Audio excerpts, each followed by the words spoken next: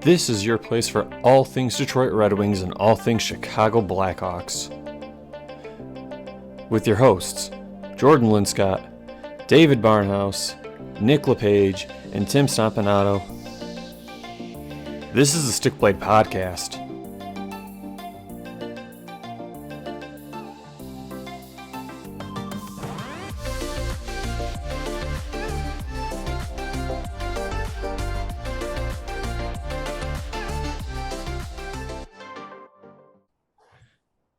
Ladies and gentlemen, welcome to another edition of the Stick Blade Podcast. It is your place for all things Detroit Red Wings, all things Chicago Blackhawks, and news around the NHL. And on tonight's show, what a week. Well, I guess 2 weeks now it is of the NHL season so far. I want to say everyone's surprised, and everyone probably is surprised, just given what's going on with the Hawks and the Wings this week. I'm your host for tonight, Jordan Linscott, and I'm joined by my co-hosts Tim Stompanato, David Barnhouse, and Nick LePage. Everybody, welcome to the show. Fellas, 2 weeks into the week, or 2 weeks into the season, how are we doing? I'm a Bulls fan. You don't ask that question. I there's no other Chicago teams anymore. There's the Sky, the Bulls, maybe the Fire. I don't recognize these. Tim, didn't you just say that the Chicago Bulls have the same amount of wins as the Hawks and Bears combined? Either the same or more. Because I don't remember how many wins it's the Bears same. had. It's the same. Okay. Yeah. Well, Is great. it baseball season yet? I mean, Yeah, bring my socks back because I need something right now. all right, to keep it It short. is baseball season. We're in the World Series, bro. Yeah, who cares? I feel awful. Yeah. I don't care about those teams. You know what, though? I feel I'm a huge Titans fan, and we finally had a great week this week, man. Just slapping everybody's Kansas having City. Go ahead, Jordan. This is really everyone's having so much fun. Oh, I look got at to Derrick watch- Henry running across everything. Everything's great. I got to watch Matthew Stafford score touchdowns on his former team and die inside every single time. There we go. Now we're talking. That's the mood I want to bring into this episode. Someone Thank you, could feel David, some for pain this playing. week. I hate everything. Who did you guys see that reporter who was like, "Hey, finally, Matt Stafford went to a team that or a fan base that actually appreciates him." No, it wasn't a reporter. It was a former player. Oh God. And but like, people But were yeah, shitting on that's him. such a like. We loved Matthew Stafford. Like Matthew Stafford was the heart of this team. Matthew Shut up. Stafford was all you had on that team for so long. Once Calvin Megatron Johnson, left, like, yeah. what do you have? We had Golden former Tate. Notre- I love Galladay. Golden Tate. God, I love Golden Tate. Okay, you had some people, but never a team. It was like a pieces. Oh, well, we don't have anything on the Hawks. Frank, we have COVID protocol Pylons. and broken dreams and broken promises. That's what we have on the Hawks this week, folks. Liars. A bunch of Sadness, liars. pain. We're doing great, folks. David and I are flying high though. Oh, you guys have a great team. Moritz Seider's the real deal. Lucas Raymond has exceeded maybe everyone but Nick's expectations. We are a scrappy, chirpy team. Like our I love it. captain is going after people, including the refs. Good. I'm surprised he's like not going to get another suspension for getting in a ref's face. He will.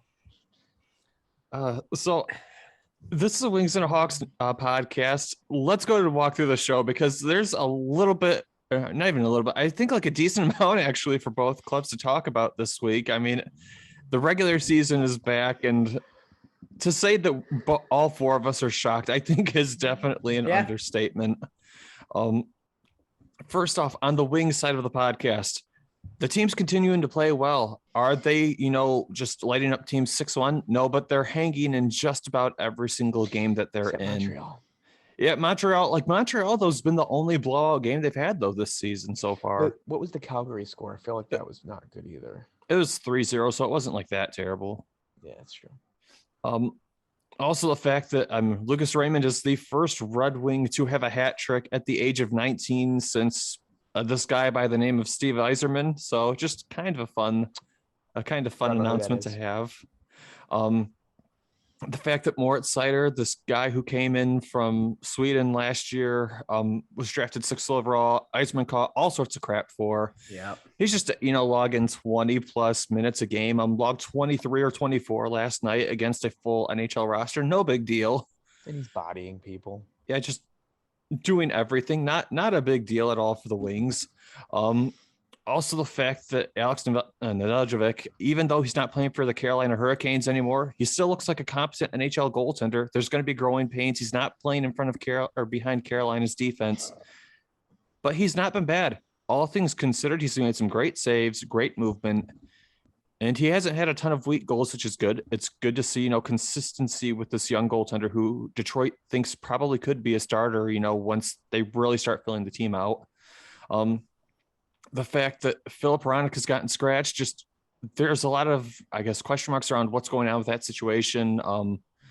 Just sort of want to talk about the actual situation itself. And then I think this is probably the funnest one to talk about. And just note the Dylan Larkin, Tyler Bertuzzi, Lucas Raymond line is, I believe, the best offensive. Was it? Third. Are they third? So they're the top 3 offensive lines in the NHL. Detroit hasn't had that in years. Mm-hmm. Yeah. I have one piece of bad news for the Wings. As of today, Tyler Bertuzzi is the only player in the NHL that is not vaccinated. Yikes. But other than that, it's all good news. It's great. Everything's great. Yeah, it's fine. We play more games in the U.S. than Canada. Do you guys want to talk about the Wings, or do we just want to jump and let the Hawks go? I mean, the Hawks you go. guys are happy right now. Go. Yeah, talk about No, the Red let's- Wings, because I feel like let's the start with Hawks, the bad, it's and breaking then- down more of a whole bubble of nonsense. Okay. All right. So, the first thing first, the Wings have continued to play well. When we started the season, I think we're all in agreement. This Wings team is probably not going to have another great season. They'll probably have an okay season, probably be around, like finishing in like that 8 to 12 range, probably when it comes to like bottom of the league, probably like bottom 8, bottom 12. This team is, I think, 500 right now. Like, We are 3-2-1. so we're over 500 right now. Yeah. Who would have thought this at the start of the season? And like, we're not even playing a bunch of weak teams right now either. Yeah, I mean, we fought Tampa the first game of the season for us, 6-7, that we should have won. We dominated Vancouver. I mean, their only goal was a fluke off of the helmet. Calgary could have gone better. Montreal could have definitely gone better, but I expected Montreal to, give us some tough love. But Chicago, that was a fun game to watch. Mm-hmm. Was it? For I half of blacked this out. podcast. I don't know what to tell you. For half of this podcast, I should say. Like, But yeah, they're exceeding expectations, especially with like how scrappy we've been. Like, I feel like I said it in a previous podcast, but Blashill's little motto last year was the 60 minutes of hell. mm-hmm. I feel like that's translated more to this year with how just scrappy our team is, especially in that first game. Like, we were going after Tampa off after the whistle. Like, both teams were, going at it. Giovanni Smith had a fight this past week to kind of get the team fired up.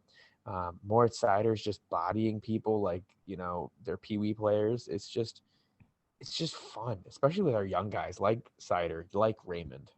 But Larkin's really, I think now with like the crowd behind him too, I think he's really falling into that captain role.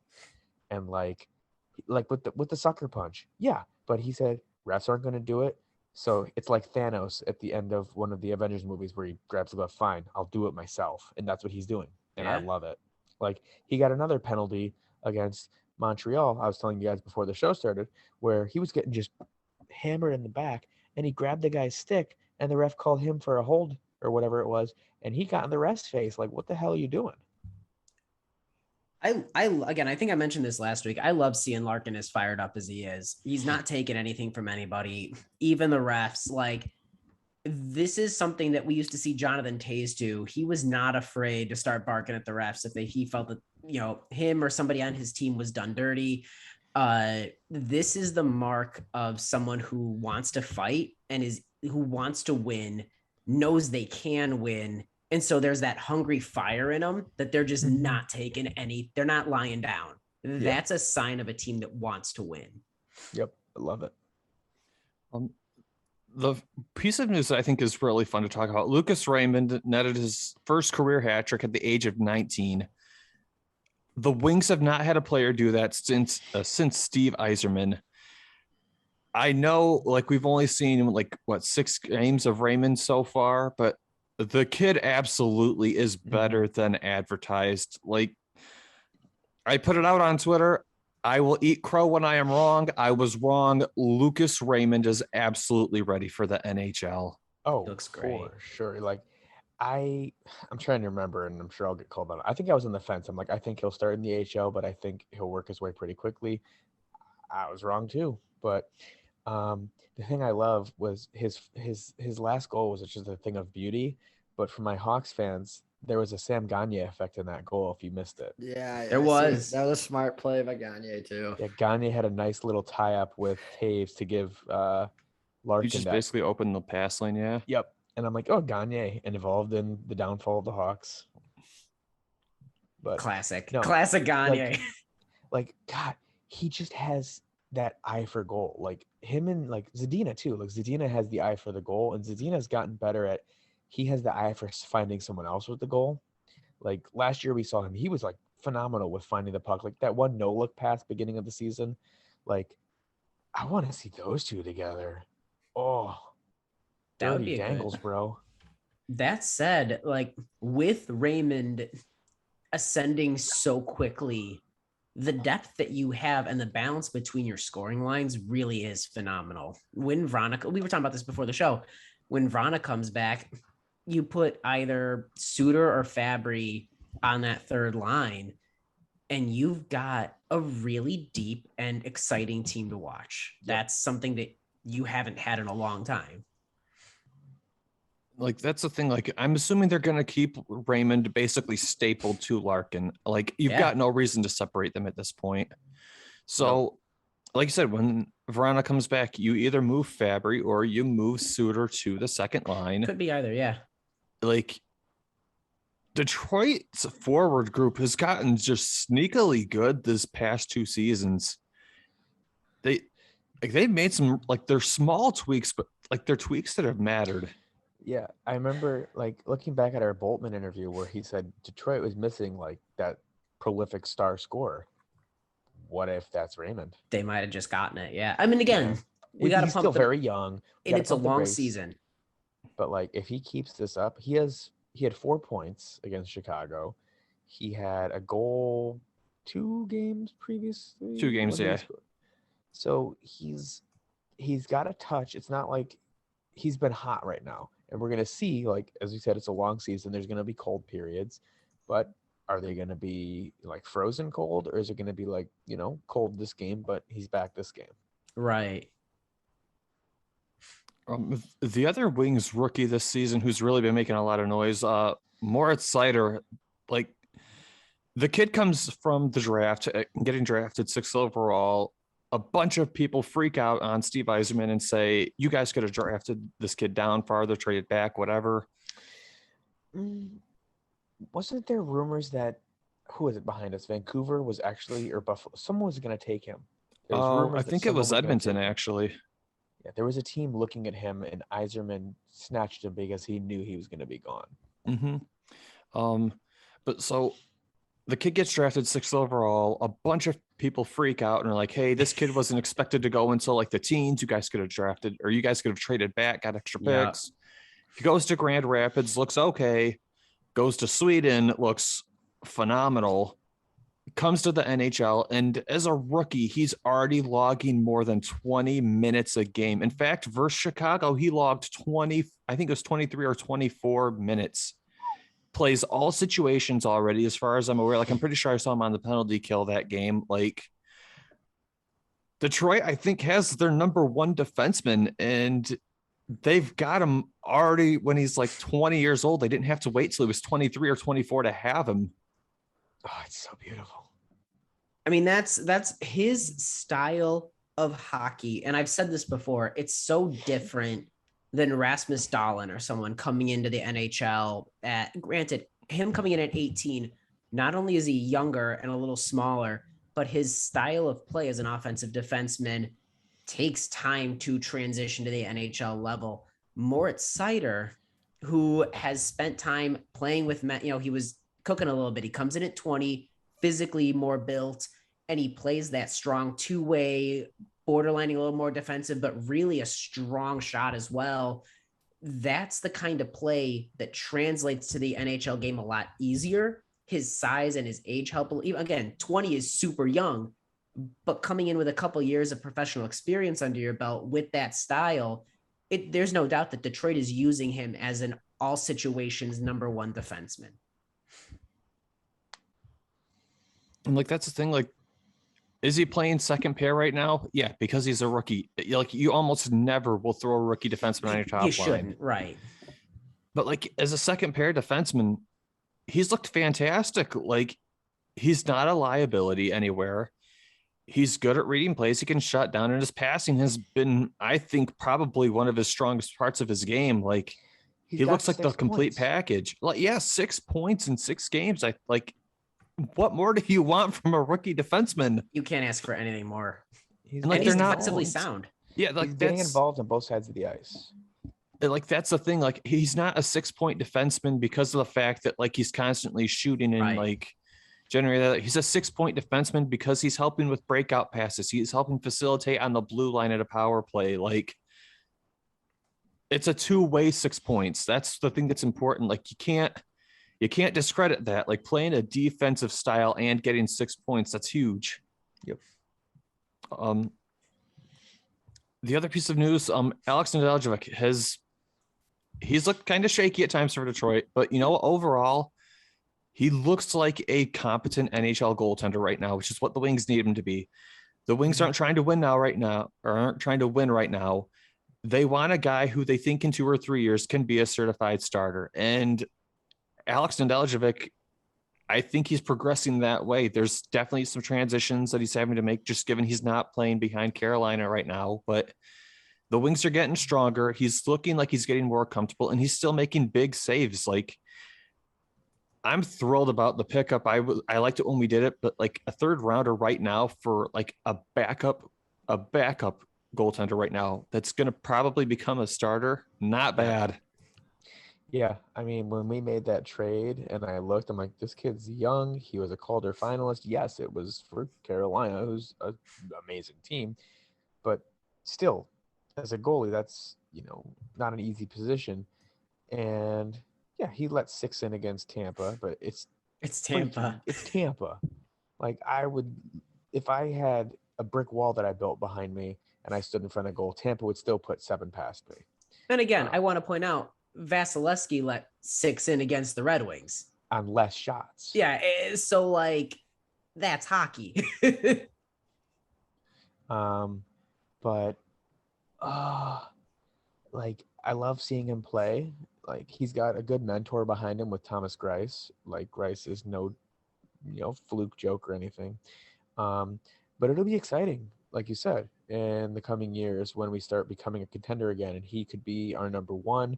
And he could be mentoring, a certain Kosa, who is hopefully our other future netminder.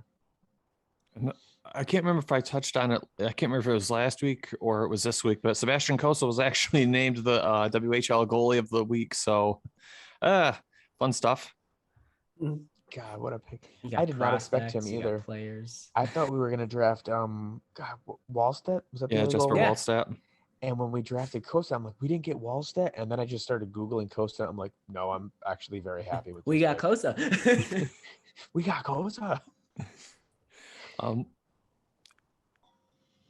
next piece of news, Philip Hronek was healthy scratch last night versus the Chicago Blackhawks. Was it just last night, or was it the other game too? I know it was last night at least. I think last night was the first one.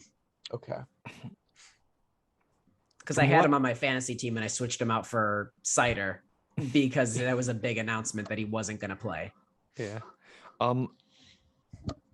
I don't know why they scratched Filip Hronek. Did I think that he had a kind of rough game, the 2 games before? Yeah, but I didn't think it was worth a scratching. I think maybe it's just like trying to send a message, maybe. I mean, I'm looking at Detroit's defensive group, right? And I can't imagine he's worse than Osterley or Stetcher. I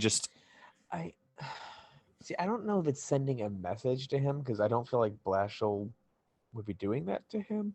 Maybe he struggled and he's just stuck in a rut, and maybe he's like, I need to kind of take a break, step back, and reassess. So maybe it's that too. Like, I don't know. I don't feel like he's getting scratched because Blashill's like, you freaking suck, here's a message, or anything like that. I think he struggled. He realizes he's struggling. Maybe him and Blashill had a sit down. Who knows? But I feel like this is going to be good for him because I feel like it's a chance for him to kind of step back and assess. Yeah, I think it's just basically trying to hit the reset button on early in the season rather than just him continue to struggle and develop bad habits while he's struggling, because obviously you're not going to make the right play when you're down on yourself. Like, you play confident, you play better. So this is probably just a reset button situation. We know Hronek's a big part of the Red Wings going forward as well. So yeah, I mean, I would have looked too far into it other than that. He just needs a mental reset and get a season started back up. Yeah. And he's still relatively young too. Like we've said plenty of times that progress isn't linear. Like sometimes you have to take that step back and watch and see that bigger picture and whatnot. I wouldn't be worried about Hronek, but it certainly does raise eyebrows when he goes from being one of your, like, arguably number 1 or number 2 defenseman last year, used in all situations, to healthy scratch this year. It certainly raises eyebrows, but I agree that it's not something to hit the panic button on yet. Yeah. And then the last piece of news that I have for the Wings is that the Larkin-Bertuzzi-Raymond line is one of the top 3 scoring lines in the league. The Wings have not had a line like this, I'm pretty sure, since like the Zetterberg-Datsuk prime era. Wow. Yeah. This has been a long time coming. So we said top 3. They are the number 3, but let's be fair. The 2 teams ahead of them are the phenomenal cup contending team, Boston, and the literal back-to-back Stanley Cup champion, Tampa. Like, the fact that we are number 3 behind those 2 teams, wow. McDavid's line's not in the top 3? Nope. How? According to percentages and stuff. Wow. I wonder if it's total line or something like that. I have it pulled up here. Oh, yeah. McDavid is the total line. Right, exactly. So it's top forward lines at 5v5 by expected goal for percentage. Expected goal for percentage. Okay. Connor McDavid's line is not even in this list. I thought we were talking, maybe I thought points wise or something. Yeah, I got that makes more sense now. But, man, the Wings have literally not had a line like that since the Zetterberg-Datsuk era. Like, what would you say that the real peak for them was, David? Like maybe like 2010 was like when that line was really dangerous. Like 2013 they kind of were, but I feel like we kind of limped into those playoffs. I would say it was like 2008, 2010, around that time period, when you have just Zetterberg-Datsuk Franzen or Zetterberg-Datsuk Holmstrom. Like, it was ridiculous to watch those 3. Like, especially just Zetterberg-Datsuk, like the Euro twins, like they were like the Sedin twins, where they could just know what each other was thinking. But like, we haven't had a line with that kind of offensive punch in almost 10 years. Like, yeah, let me look at the comments and see if anyone's mentioned anything about it. But like, that's huge for like a rebuild to have a line that can produce at that rate at 5-on-5. Like, yeah, what's it like? there's your scoring line, that like dominant forward line that everybody's talking about that the Red Wings need. I mean, they have it. It's just letting them develop. And I mean, Lucas Raymond, I can't speak highly enough of this guy. He's unreal. It feels good. It feels good to have hope. Well, and Yeah, what I it's bet. doing, it's a trickle-down effect too. You've got guys that are playing on like your third line and your fourth line that you can take some of that pressure off of. And everybody down your lineup, guys like, Michael Rasmussen, are put in a better position to succeed because a little bit of that burden is lifted off them. Now it's chipping in as supplemental scoring as opposed to trying to find, we got to get that goal. There's lines that can focus on that. You focus on being responsible, chip in where you can, grow. And like that's one thing that is really important about I mentioned, this whole team is overall playing well. The Wings are getting production from all four lines. Like it's not just Raymond, Bertuzzi-Larkin. Like Zadina, I think, has had 2 goals. Fabry had 1. The third line, who is it? Adam Ernie, he had 1. I can't remember if Rasmussen had a goal or not, but like the whole team has been chipping in, and like that's awesome. big. Mm-hmm.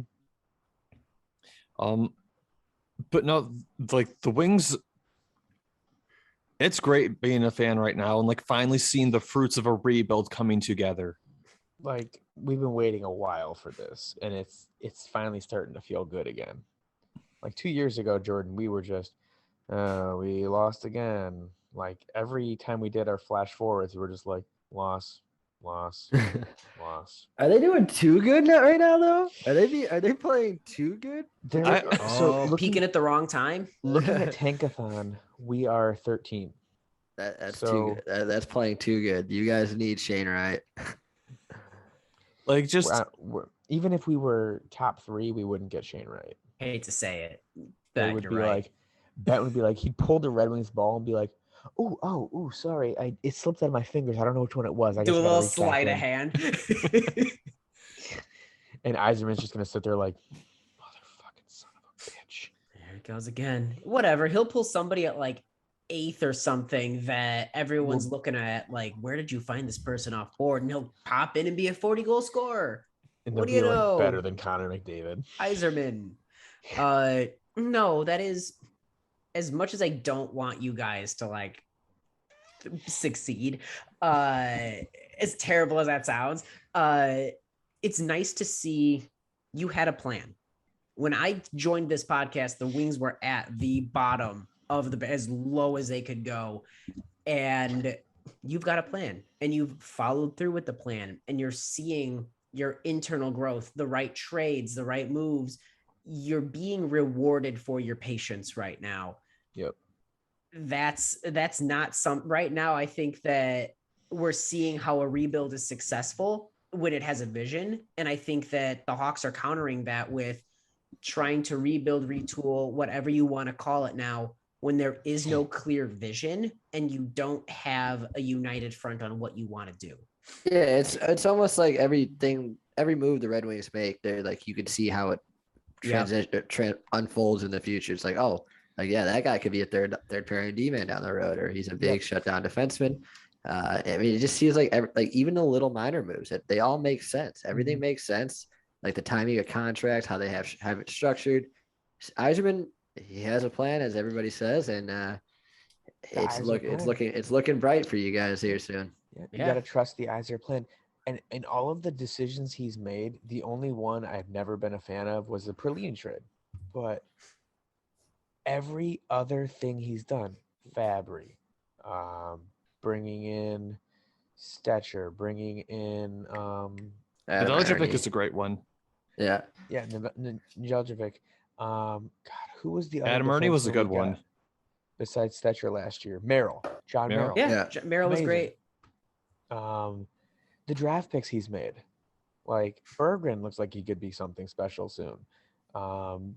Raymond and Seider are the top point rookies in the league right now. And that said, even the Perlini trade, you can get, I don't think Alex Regula would be in your lineup right now. Whereas if Perlini translated and paid off, you would have a goal scorer on your team. He's streaky, but he scores goals. And that would have been what you needed on a third line or something to chip in. I see not every trade's going to pan out. I see where the thought process was, and it's still attached to that bigger picture that you can trace everything back to. Yep. No, like It's fun being a Wings fan right now. Tim and Nick, Glad I to don't say want to that throw again. that. What is it? I said I'm glad to be able to say that again. I mean, as the saying goes, in Stevie we trust. We just need to beat the We Caps used to this say week, something and I'll like be that. happy. We just need to beat the Caps this week, and I'll be happy. I wish the game was later in the season because I would have considered going, but with everything going on in my life right now, I'm just like, no. Yeah, you're good. Tim and Nick's Nick, down. Nick's hurting. Nick's hurting. we Crap. talked about the Wings being in the being at the bottom of a hill. Oh, take me to the bottom of the hill where the Hawks are at right now, because none of us saw us here. Nick, you want to kick us off? Yeah, I mean, let's just start with this week's news for the Hawks. They suck. That's one. They're very bad. Kane is under COVID protocol along with Jujar Kyra and goaltending coach Jimmy Waite, and who else was it? One more. Riley Stillman is on that list. Riley. And then there's two other, I think Crawford and Mitchell. Mark Crawford there, because there's three assistant coaches that are out on COVID protocol. So that resulted in Ian Mitchell getting called back up and then, all right. So anyways, my mind's racing, boys. All right, let's just get down into it. Yeah, let's just jump right into it. So what the fuck is going on? What we're seeing is the absence of a plan, or we had a plan and we got a little excited and we scrapped the plan and shot to win now. I don't know what we're seeing, honestly, because when you look at the team on paper in pieces, there was no reason that we are where we are. Seth Jones, yes, I know that there were concerns about him, but there's no reason that he should be on the ice for 10 5-on-5 goals already against us this year. Fleury is getting no help, but he's also not helping himself either. He's not looking like Fleury. We can't buy a goal. Like, none of this adds up, and there has to be questions. There's blame to go around to everybody. It's not just on one person. I don't know. There's a lot of question marks right now.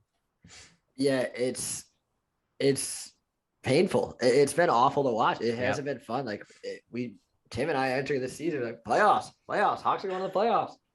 That just seems way out the window right now. This team doesn't look like it belongs in the NHL. Like even when they have good nights offensively, it's been very rare. But when they have good nights offensively, they don't find the back of the net, so they just can't convert on chances. And I feel like they're not connecting on passes. They're like falling over each other on the ice. It looks like a disorganized mess. And that is not, even in the last couple of years that have not been good, we haven't looked like that. This looks like rock bottom. And Stan Bowman said we've already hit rock bottom. This looks rock bottom. Well, we bottomed out again. Yeah, it's a hole in the ship. But yeah, I mean, it's when you make, and then I don't know where I want to go first. All right, Colleton, yeah, all right. Barstool Chief made a good point on Twitter. He didn't hire himself. It's not his fault. He has this job, but he isn't the right man for the job. Like, I think it's a systematic issue, and it starts from the top. And there has to be change to ignite this organization. The fan base is livid. I mean, they're losing fans. The meatballs are out in force. I've been citing meatballs, though. They're losing diehard fans because this is just the way the organization is. Mm-hmm. Like, they claim that they put together this roster and they do all this BS marketing and online and just like hyping up these acquisitions, and there's nothing to show for it. Well, I think that's the tough thing. Again, I have been high on Colleton. And I know I'm one of the few that was high on Colleton. I loved him in Rockford, expected him to be there for a couple years. I think he got rushed in, which was not putting him in a position to succeed. Frankly, I agree with you that I think sometimes you fire a coach not because it's 100% on them. Like I said, I think there's plenty of blame to go around. and I think the Colleton's going to have a great career ahead of him. I really do. Sometimes you got to fire the coach to shake things up because you can't fire the team. We're locked in with them. You've got to shake something up. And again, to your point about you've got to be careful because the fans don't run the organization. And there are things that we don't we don't know what's being made behind the scenes. We only know what we're seeing, which leads to frustration, of course. That said, the sellout streak ended and money talks. We're not the fan base, which loves hockey, loves the Hawks. That's dipping. The product on the ice can't support. We're in a bad spot. You gotta do something. Like 05-1 to start the season is completely unacceptable with the roster you constructed this 100%. Season. Like I don't care if it's Stan Bowman, Jeremy Colleton, or both, which I think it has to be both at this point. I agree. You can't settle for this. Like this division is way too good, and your expectations are too high. Or at least we thought they were. We'll get into that in a second. Yeah. Okay. Yeah, we'll get into that in a second. But like this roster is too damn good to be wasting. You have Kane and Taves and their final 2 years of the contract, and you have to take advantage of this. You made all these moves to do so.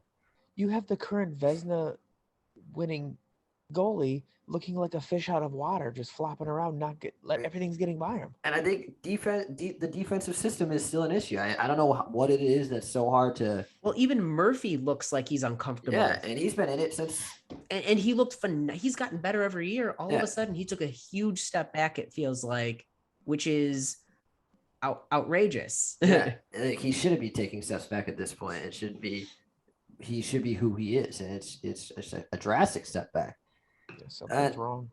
But yeah, I think the system's an issue. I don't want to say it's the wrong system, but I don't know why it takes almost 4 seasons to implement this thing to get people to understand it.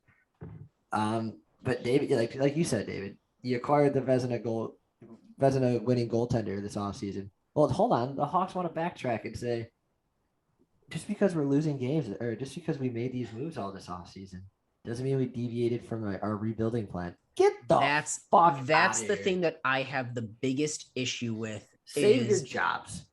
You make every other move that you made in the offseason. Awesome. Love it. The Seth Jones trade, where we sold the future, a rookie, a young defenseman that had a lot of potential, first round picks, a second round pick. We sold the future for this win now prime defenseman. Whether you're high on Jones or low on Jones, this is the win now decision. No, you can't have it both ways. We are not still in a rebuild.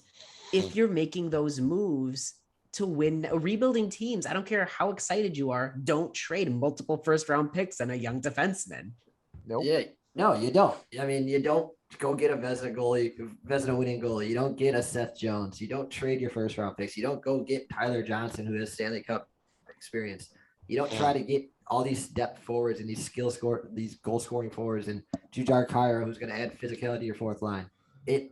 Just because you don't, like you did with the letter to the fans where you said, oh, hey, we're rebuilding right now. Just because you didn't come out with that letter saying, hey, rebuild's over, we're not done.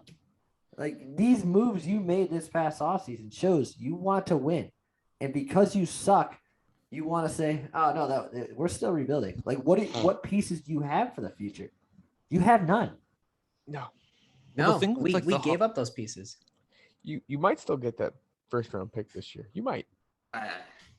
Like the thing that I really am puzzled by with the Hawks organization is like you guys said, last season they sent out the letter to the fans that said, hey, we're rebuilding.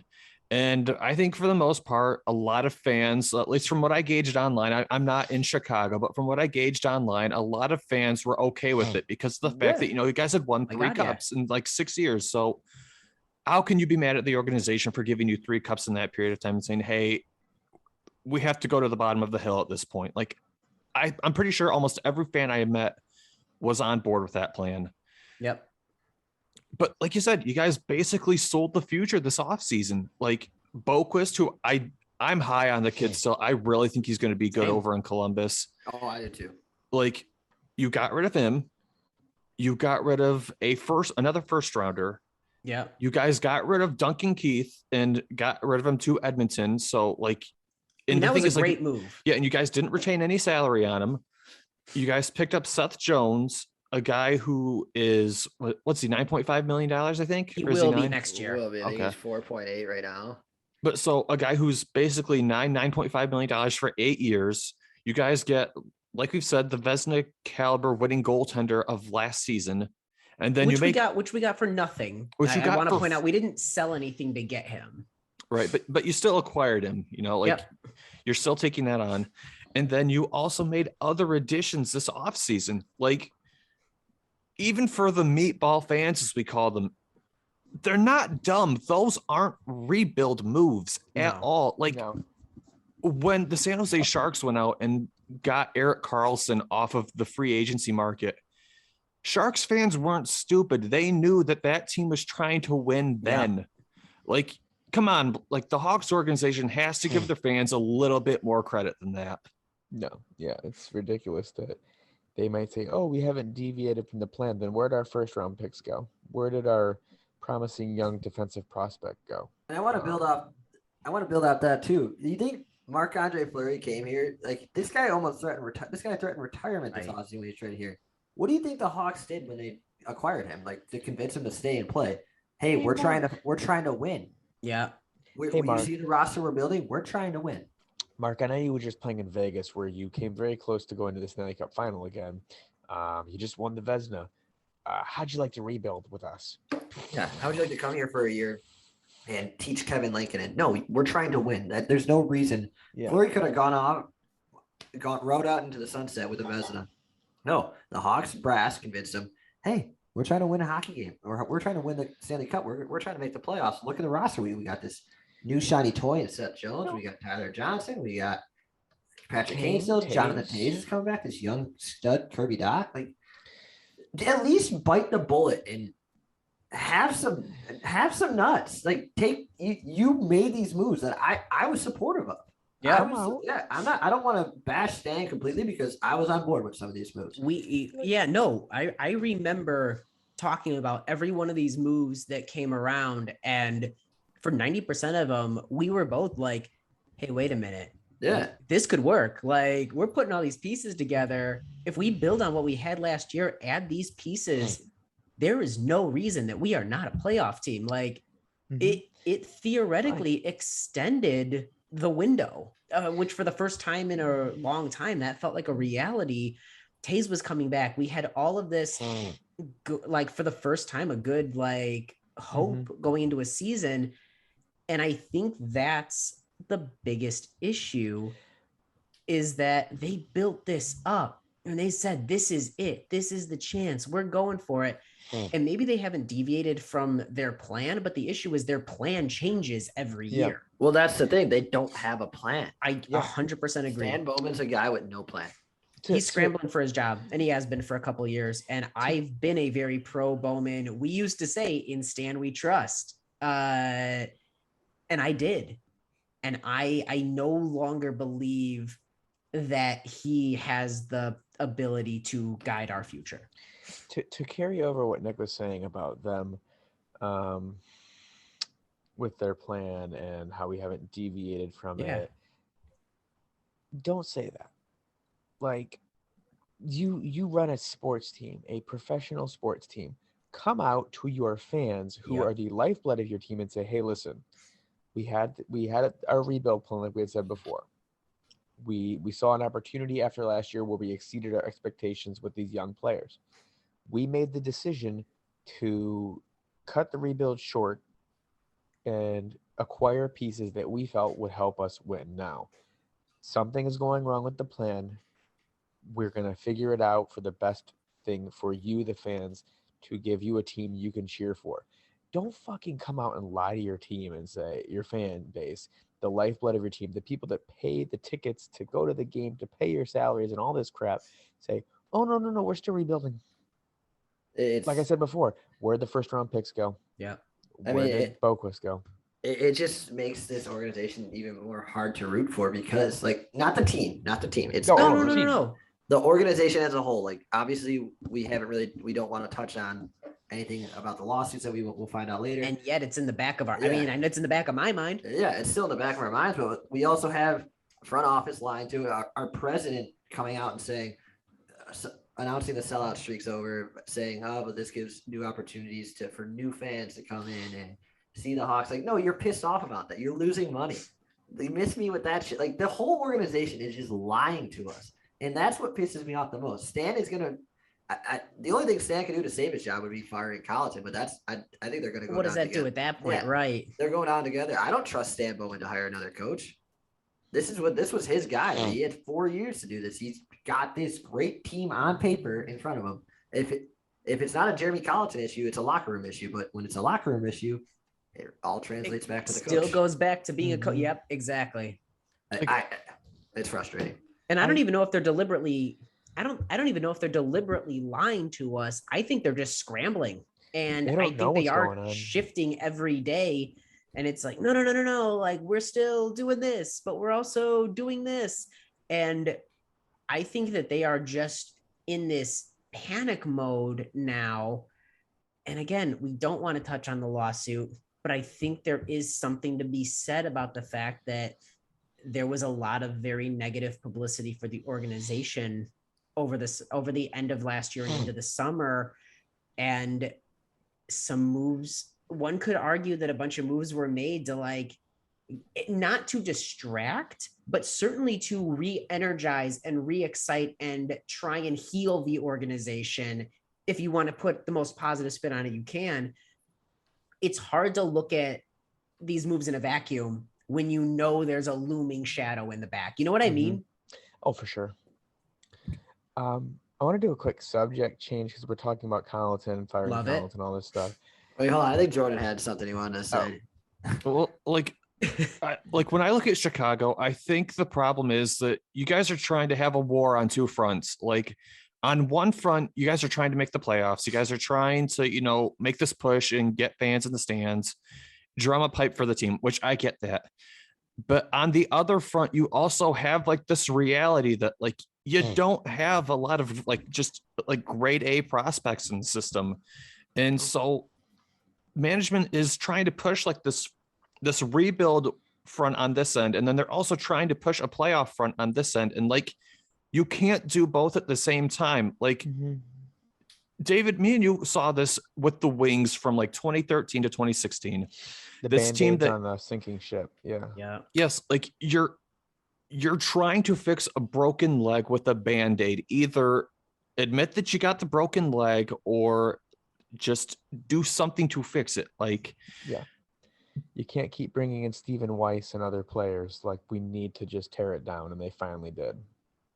And the other thing that I think, I know it's not a huge factor, but I think it is a factor that this isn't really being thought of, is what sort of message does this send to players in the future coming to Chicago? It looks like management doesn't have a plan. And just to compare it to the Wings rebuild, the Wings rebuild structure has basically looked like this. We are going to be a bottom of the league team for, 3 to 5 years. During that time, veteran players can come to the team, get a last chance to play at the league, make a couple extra dollars, see if they can get a chance with a playoff team to maybe get a chance to go deep in the playoffs again. And then after that, the contracts between the veteran players and the Wings they part, they're done. That's it. They're not going out to make flashy signings. They're not going out to sit here and go, hey, these big name free agents are coming to the market. We're going to snatch them up and get some hype going right now. Yep. We're developing a core. Yeah. Wings management admitted hey, we don't have the assets that we're going to need to be a contender right now. We need to stockpile them. And that's what they did. But the Hawks haven't done that. I think Alex DeBrincat and Dominic Kubalik, those are the only two who I think really developed. Kirby Doc. Doc is getting there. I like him, but Chicago didn't plan for Kirby Doc. That was an accident. Oh, okay. You mean that we fell in the that we won the lottery? Yeah, Chicago did not plan to drop to 3. But that said, they had their pick of the litter at 3. Yeah, and they did. I'm not criticizing Kirby Doc. I'm saying Chicago didn't have the idea of, hey, we're going to get to pick 3rd this draft. like that was not the original plan. Right. And I don't know. I feel like they're trying to like have two different things going at once, and you can't do that. Yeah.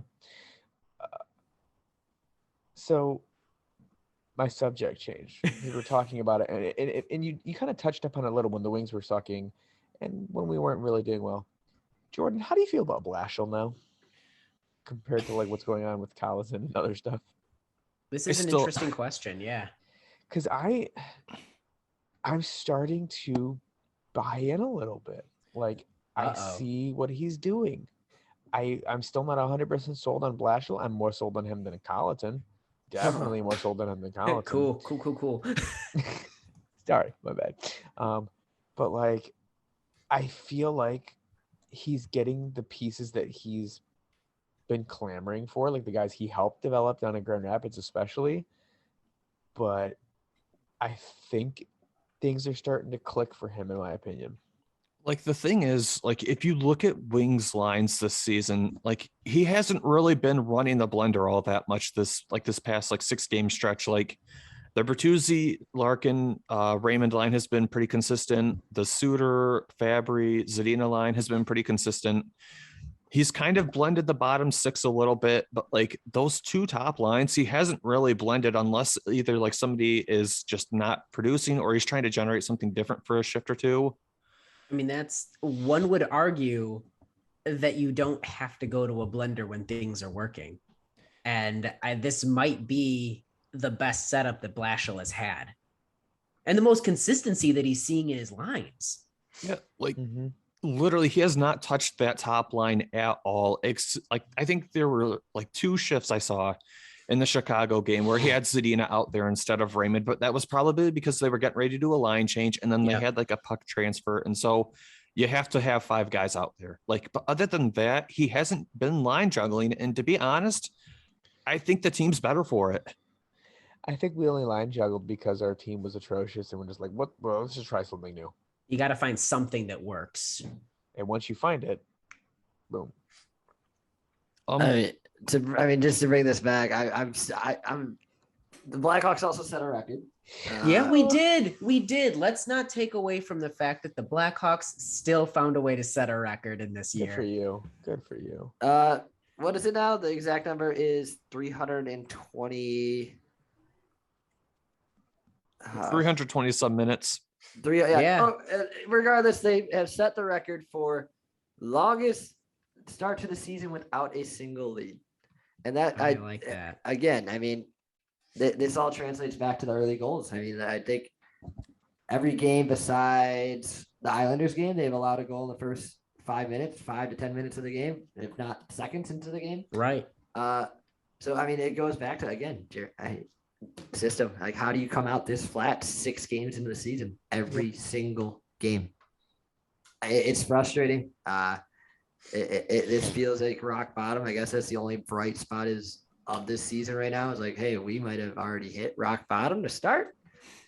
But I always go back to, and I know it's a terrible example, but the Blues were last place halfway through the season and they won the cup that year.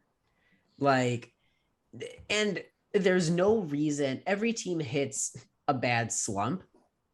And if this was in the middle of the season, maybe we'd be hitting the panic button, but it wouldn't be as much of a concern if this was in the middle of the season.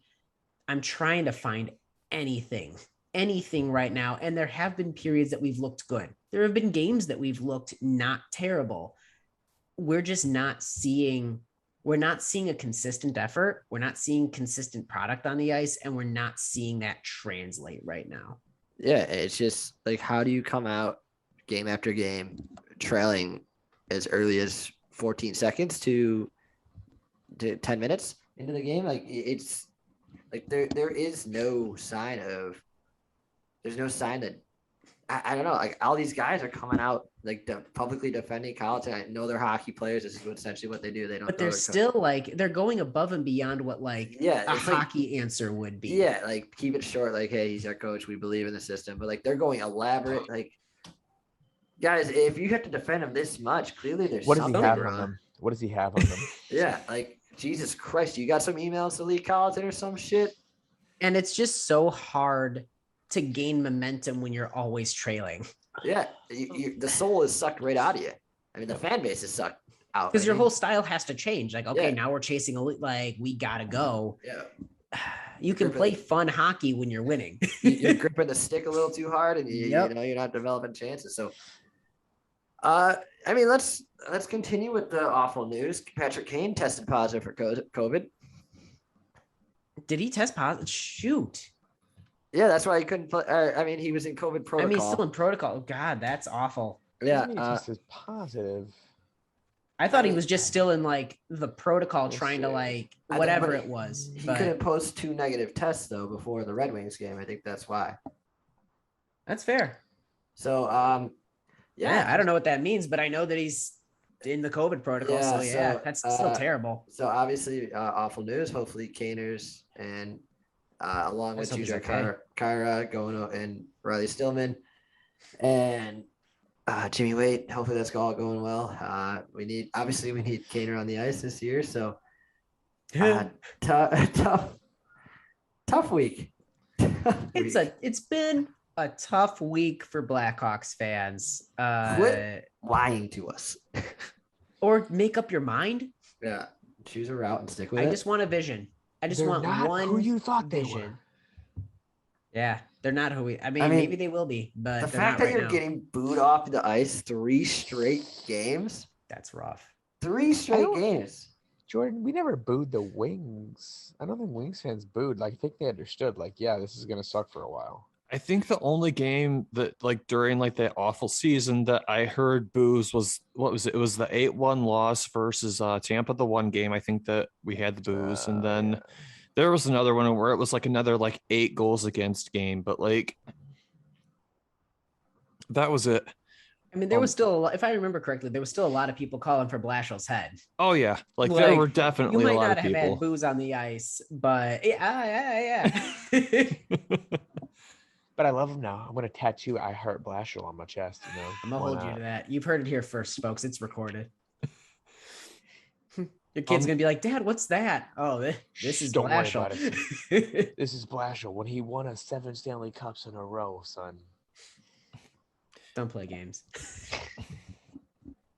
Quit playing games. Other than that, no real news besides just pain. Yeah, pain. Yeah, I don't. Yeah, there's no news because nothing.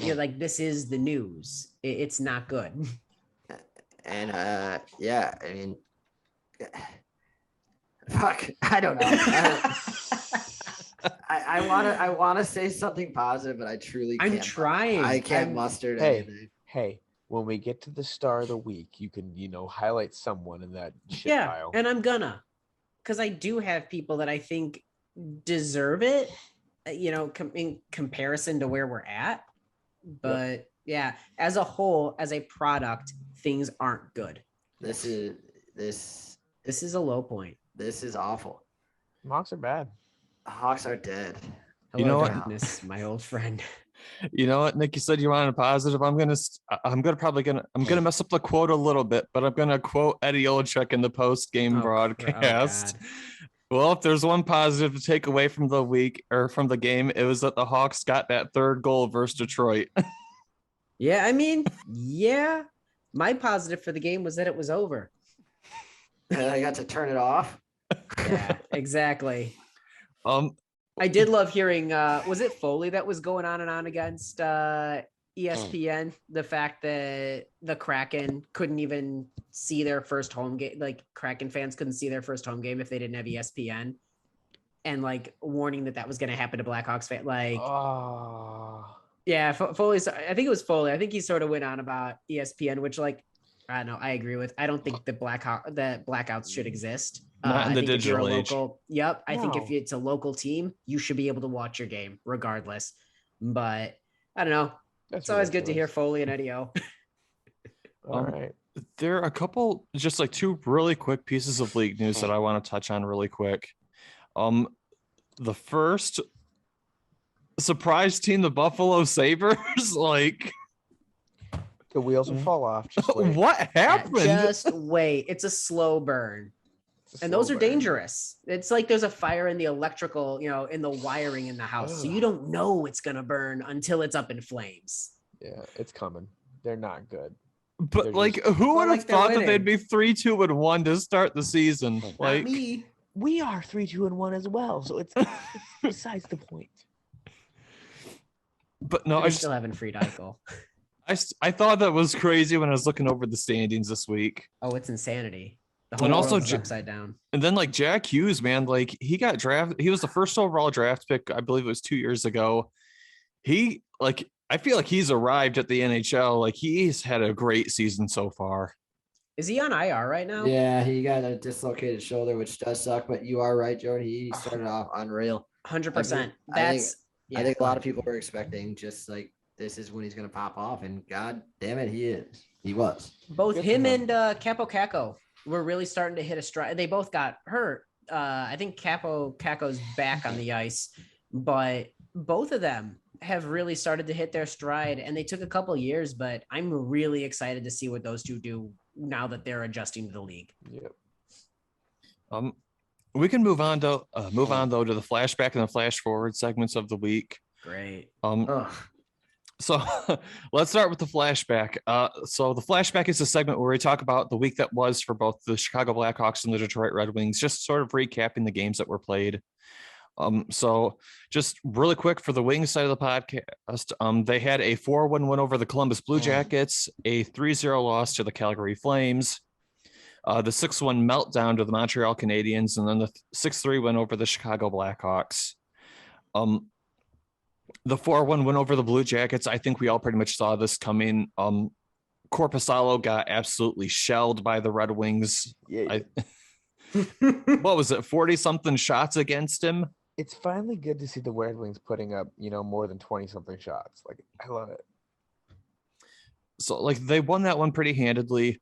The Calgary Flames game, I honestly think that we just ran into a hot goaltender. What do you make, 31 saves or something like that? Somewhere around there, yeah. But the Wings ran into a hot goaltender. It's gonna happen. It happens. You're not gonna win every game. The Canadiens game, that was it's Montreal, but also everything that could go wrong did go wrong that game. Also, yeah, but back to Calgary, Gaudreau was just a beast that game. We ran into a hot goalie plus a fired up Flames. Fired up Flames. Look at you. But yeah, Montreal, I feel did we all pick them as a playoff team? Montreal, No. I did. Someone did. You did. It was me. Yeah. I mean, there's still time. Montreal's not terrible, but that was a shell. That was us getting shelled. So. Yeah. And then the Chicago game. Neat, cool, fun. Fun for us. Everyone's so having a much great fun. time. I was having a phenomenal time. I couldn't find it on TV, which sucks. We just got ESPN Plus because we changed some stuff around. So I'm oh, maybe it'll be on there because ESPN has hockey now. Nope. Don't get me started on how you have to own if you want to legally watch hockey and pay for it, you've got to have 3 different things, and it's so stupid. Let's just make hockey more prohibitive for people to be able to watch it. Great. I don't want to watch Major League Lacrosse. I want to watch gosh dang hockey. ESPN Does Chicago Plus. have a lacrosse team? I don't know. Maybe. Because I might. Listen, I'm scrapping for teams right now. I'm trying to. The Bulls just won again. So, listen, I'm not a big basketball fan, but I am now. That's one thing I kind of want to talk about on a later episode is just this whole digital blackouts thing. I'm all for talking about that. So we'll talk about that one on a future episode for sure. But yeah, that was kind of the Wings week this week. Overall, I thought it was a pretty decent week. The Columbus game, we pretty much were all in agreement that the Wings should have won that game. Calgary, you ran into a hot goaltender. It happens. Montreal's coming off of going to the Stanley Cup Finals, and they're still a very decent club. I think they overperformed, but you know what? They had a hot night, and it happens. Chicago, the Wings were flying. So 2 great games. a game that you probably could have won, and then you had one game that you legitimately lost. Like, not a bad week. No, not at all. Yeah. I would take you guys should take that week 10 times out of 10. Oh I my would God, imagine. I mean, maybe if the Montreal game's a bit closer, but yeah, you take that 10 times out of 10. The Hawks, man, you guys had a bit of a rough one though this week. Hey, we need the Matrix thing or whatever. Back to or what? It's back to Men in Black. Men in Black. There we go. Yeah, it's just erase. So the Blackhawks had a 4-1 loss to the New York Islanders, a 4-1 loss to the Vancouver Canucks, and then the 3-6 loss to the Detroit Red Wings. Yep.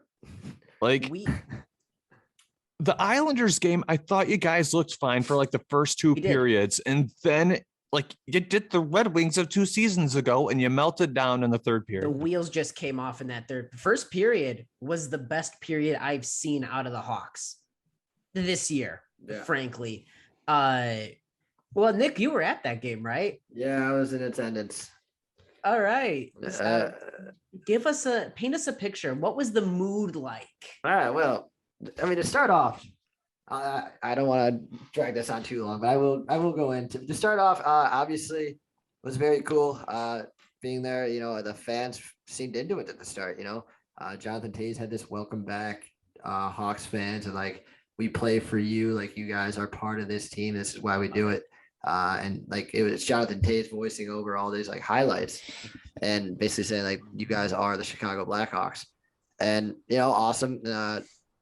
You know, tribute to Tony Esposito after passing away this offseason. It was stating out loud. You know, the Chelios came on the Jumbotron and said, "Hey, Tonio wouldn't want to mow into silence. He wants to hear this place roar." And everybody was screaming, "Tony, Tony!" Man, that's so Tony. good. And that was the loudest the United Center got that night. CM Punk was there too. Yeah, CM Punk was there. Love that. But yeah, I mean, the loudest thing. This is gonna sound like an ill-will joke, but sorry, Tony. The loudest the United Center got that night was cheering for a dead guy. So that's how bad it was. I mean, Jeremy Colleton got booed in opening announcements, as you thought he would, and the Hawks haven't announced his name since. Yeah, that's an interesting, notable, like, because they haven't. Yeah, that's they haven't announced head coach Jeremy Colleton since opening night. Boot off the ice. I left early. The first period, like you guys said, probably our best period of hockey. You just couldn't develop a few chances. I thought Henrik Borgstrom looked great that night. Alex DeBrincat looked great. And then the wheels fell off. I mean, we let up a goal in the second. Sorokin was also just standing on his head. He was unreal.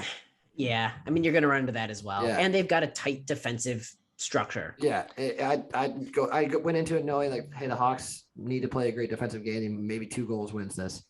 No. Did you leave early because of the wheels falling off, or because the McDonald's hit you real hard? No, I left early because the wheels were falling off. Obviously, it was 4-0. Like, I'm like, all right, this is unbearable. Of course, I really laughed, and we were stuck in the parking lot because I told my buddy, hey, we're not going to be able to get out of here. We're blocked in. He's like, no, maybe everybody left probably by now. Blocked in. We missed the only goal tonight by the Blackhawks. I went there to hear Chelsea Dagger for the first time in a long time. I didn't get to hear it.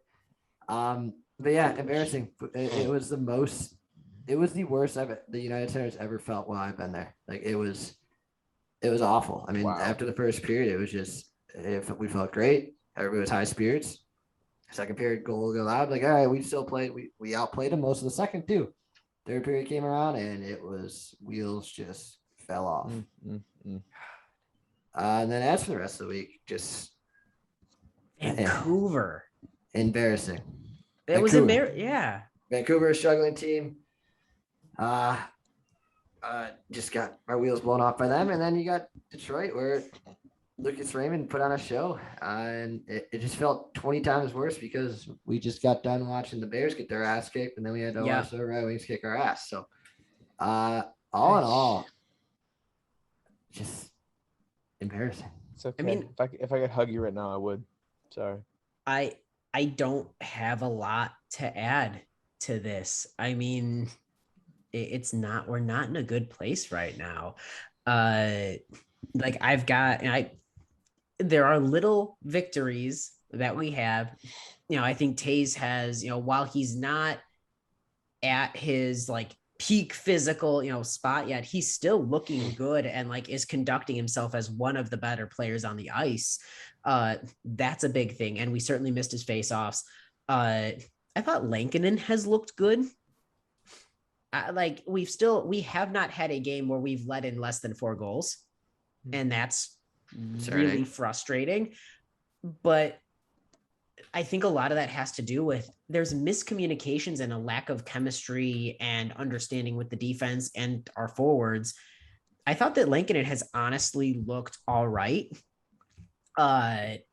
Fleury has concerns I love Fleury. He's not looking like himself right now. Mm-hmm. I don't know. This past week I was hoping it would give me some answers to at least what's wrong, but it has just given me more questions. Yeah.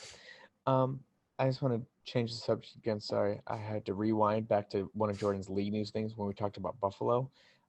They are 4-1-1, and they just beat the Lightning 5-1 tonight. And it's not like they have real goaltenders or like. Was Jack Eichel the problem of the Buffalo Sabres?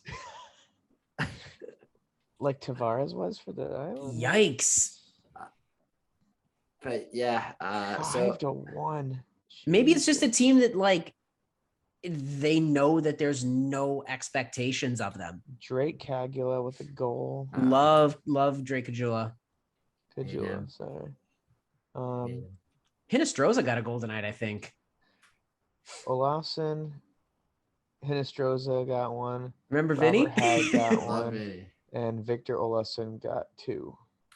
Olafsson's not so far removed from being a Calder nominee. Yeah. But yeah, I mean, all in all, awful week. Not good. Not good at all. Yep. Sorry, Hawks fans. That's all you're getting from me. Right? There's nothing more I could really give you. And usually I'm like the ray of sunshine. It's a cloudy day. Yeah. It's a cloudy week. It's cloudy half a month. It's been a cloudy season. Yeah. That's why it's raining so much here now. So I'm looking at the week that's coming up for you guys, and I want to say it's gonna get better, but I'm looking at the schedule and I don't think it does. Neat. Can I touch on something real quick? One more thing. Please. How the hell has the organization not come out and addressed this yet? Like, they haven't faced the music. I wanted to get into that earlier in my rant, but like none of the Blackhawks brass has really addressed this. Didn't one of the words say like, "Hey, we hear you," and that was like for tickets, and they want to make it more accessible for like fans to get to because like it's wicked expensive, but that's it. Yeah, nobody like this. You think this would be addressed? Anyways, sorry. Go ahead, Jordan. I was gonna say like. I want to say it's going to be a brighter week for you guys coming up, but looking at the schedule, I don't think it's going to be.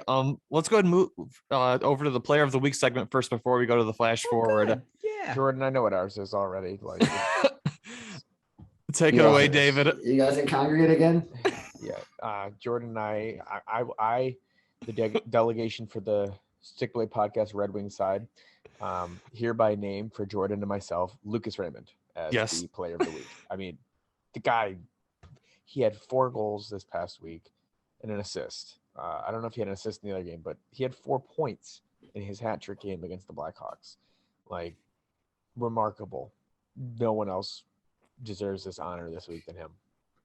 And look, nobody is close. Like, the closest player to him would maybe be like Dylan Larkin or like Tyler Bertuzzi. That's it. But Bertuzzi didn't play this week, so like maybe Moritz Seider, but no, it's Lucas Raymond. No. Hands down. Do you guys want to pick Lucas Raymond too? Don't do this to me. I'm not here for jokes. Tim, you could give your player of the week. My player of the week is Jonathan Toews because I love him and I'm proud of him. And he got 2 assists and he went 17 and 6 on faceoffs in the Red Wings game. There's not much to talk about for the other 2 games. Everyone was bad. I'm just excited that Toews is back on the ice, and that's one of the few things that brings me any sort of joy right now in what is usually a passionate spot of my life. Is that drink not bringing you joy? That drink, that nice tasty beverage you have? That nice tasty beverage was very, very good. That said, it's going to take a lot to wash down this last month of Hawks hockey. Oof. Nick, what do you got? I want to be a dick and say absolutely nobody. There's got to be some bright spot, No, some Yeah, player. I'm gonna go with Taze as well. I mean, All right. he deserves it. He's probably the only one that deserves it. We should really keep. Tyler Johnson's goal was cool against the Red Wings. Agreed. No, agreed. He like just purely out muscle. Was that to Kaiser? Yeah. That he just listen, that was an awesome goal. The guy has a heel broken back. Anyone's gonna out muscle him right now. Don't take this from me. Can we at least have something, David? Yeah. Why would you do? Oh We my just God, got the done guy is bitching. broken and decrepit. What are you doing? Yeah, listen, I'll take it. We just got done bitching and complaining about this week, and David's we're like impressed about a goal, and David's like, well, he's also crippled. I just stabbed you again, just stabbing you again. It's like, no happiness. Someone needs to keep a list of our players of the week every week to see like who at the end of the year has the most. Well, right now it's Taze and Doc for us. We've been in congregation Raymond and Larkin. Yeah, so pretty. Yeah, both of you. No, you guys had Bertuzzi last week. Yeah, Bertuzzi was to say the 4-goaler. Yeah. So Bertuzzi. So Raymond. We're this. Well, it's 2-2 for. It's never too late to start keeping track now. You've made it easy. Yeah, very boring players of the week the last 2 weeks, but they're the only ones that deserved it from each side. Well, that's exactly it. Yeah. Well, no, I didn't mean, but no, I know, but I mean like how we're all in agreement basically with these. Totally. For you guys, it's been obvious, and for us, it's who's grasping not. Yeah, exactly. Who's not completely struggling? Who's showed up to the ice every day and actually. Who remembered there was a hockey game?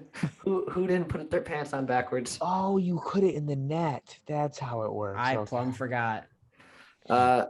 Anyways, do you want to get forward with our miserable lives? Can we just see what's next?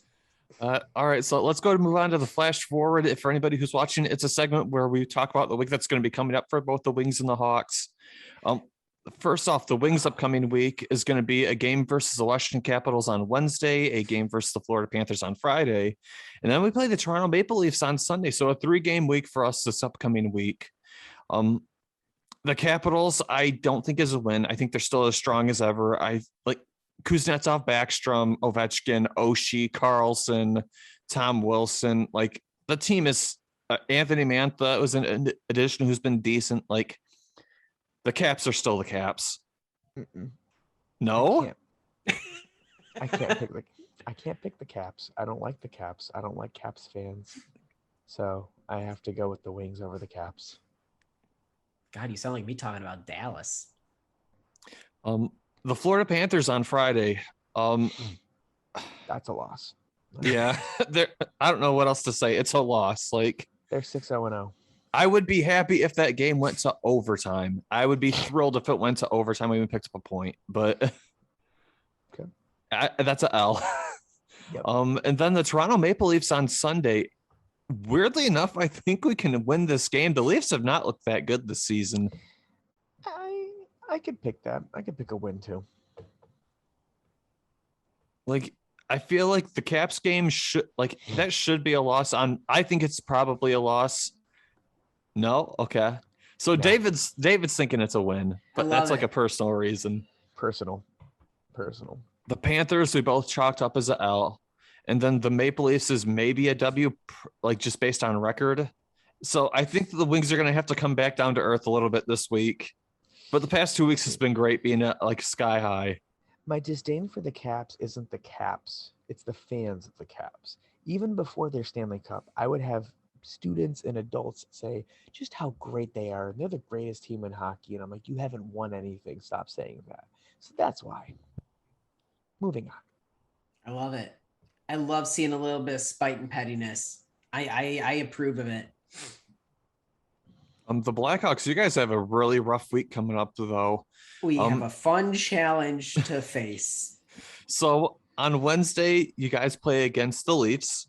I think if you guys win a game, it could finally be this one. No? I think it's an overtime loss. Will you guys play the first NHL team without a win? The Carolina Hurricanes on Friday. And then the St. Louis Blues on Saturday. We're doing it. We're taking St. Louis by storm. I'm not being positive until they give me a reason to be positive. We're gonna beat the Blues. guys, the Leafs are gonna have the Leafs are gonna have their get right game against us. Like they're gonna get all their shit figured out because they're playing the struggling Chicago Blackhawks who suck ass all of a sudden for some reason. The Leafs suck this year too, but they'll find a way to do it, get it done. Their superstars will show up. So lost there. Carolina, just chalk it up. Don't even bother turning on your TV that night. And the Blues, I think they're better than us. I think they're better coached than us. I like our roster better, but I just think they have the edge. So until they give me a reason to be positive, I'm not going to be positive. 0-3. I think overtime loss against the Maple Leafs because I don't think Toronto is that good. There's no hope against Carolina. So we're just going to chalk that one up as an L. I think we can beat the Blues. I'm not impressed by their roster. I'm not impressed with Binnington. I think that Binnington can be good, but I think that he's so hot and cold with it. I think that is our game. I think that's our get right game. There's such thing right now. Tim, I want to be positive with you. I do. I hate the Blues more than anything in the world. If I don't hold on to this, what do I have, Nick? I'm gonna go with the same. I'm gonna go with the same prediction I had last week. If the Hawks don't look good this week, Colliton's fired. If I guess it every week, it's gonna happen eventually. Yeah, we're putting it out into there. It's like the Prestige. We're putting it out. Like, hey, Colliton might get fired this week. Oh, false alarm. It's gonna be next week. He'll get fired. Well, again, Bowman's got to go before Colliton. They both just need to get their shit thrown out the window and full sleeve happily. They should do it. Who was it? Was it the Panthers that left their old head coach just with the taxi driver? Jesus, that sounds about right. I think it was the Panthers where they just kind of it was the Panthers. They just said you're done and they gave him a taxi cab and see ya. Colliton doesn't even deserve a divvy bike. Lift. A divvy bike. Here's a couple of bucks for a divvy bike. Go nuts. Stack your shit on your bag and get out of here. Go see the pier before you go. Make sure you put it in its parking spot. Yeah, they'll charge you for that. It's on your car too. This is not on us. Yeah, this is not a pro boat. We need an Ottawa Senators situation with the Hawks where they're just all talking shit about him and just making a complete dumpster fire. Uber drivers around the city of Chicago, you got a few drunk Blackhawks, put that phone up, get the real thoughts on Jeremy Colliton as they're talking shit about him after they probably get curb stomped by the Leafs. Watch, they'll get a recording of like, I really like Jeremy. This guy's a great dude. He's got a face that just, people can trust. He's such a great family guy. He's such a great family man. He let me sleep in his basement one night. He's a great dude. I had a couple. No, you're saying all the wrong shit. Hey, sleep on the couch tonight. I'll have eggs in the morning. You're good. I'm cooking breakfast. I had a flat tire. Not only did he change my flat tire, but he got me, McDonald's breakfast, and they weren't even serving breakfast at the time. We're going off the rails, boys. We played some shinny hockey when we woke up early at 7:30. He gave me a ride to the morning skate because my car was low on gas. What a great dude. All right. Anyways. Stupid. Oh God. Sure, I'm sure you're a great guy, Jeremy, but you're not. We're gonna beat the Blues. We're gonna beat the Caps. We're gonna beat the Caps. We're gonna beat the Caps. See, David and I we're feeling it. No cap. Here come the Hawks, the awful Blackhawks. They can attack. Oh. All right. Well, I'm going to wrap this show before we keep going off the rails anymore. I'm actually making myself smile right now. This sucks. There you go. A little joy. For anyone, little victories. For anyone who's still with us watching or listening to the show, we appreciate you guys tuning in and giving us a listen or a watch. At the end of the day, this is a podcast. It's by fans for fans. So we hope you guys enjoy it. There's no corporate sponsors or anything like that. So we can just really let loose and have fun with the show. If you liked what you heard or watched, feel free to give us a like, a follow, share, whatever the social media currency of choice is on the platform that you found us. It helps the show grow, helps us get and reach to more people. So whatever you do helps. If you liked it and you want to get in touch with us on other social media platforms, we've got a couple that you guys can find us on. We're on Facebook. You can type in Stick Blade Podcast, will come up. You can find us on YouTube. Again, type in Stick Blade Podcast, will come up. SoundCloud.com/StickBlade Podcast, Username is at StickBladePod, all one word. You can find us via old-fashioned email if you want, stickbladepodcast@gmail.com.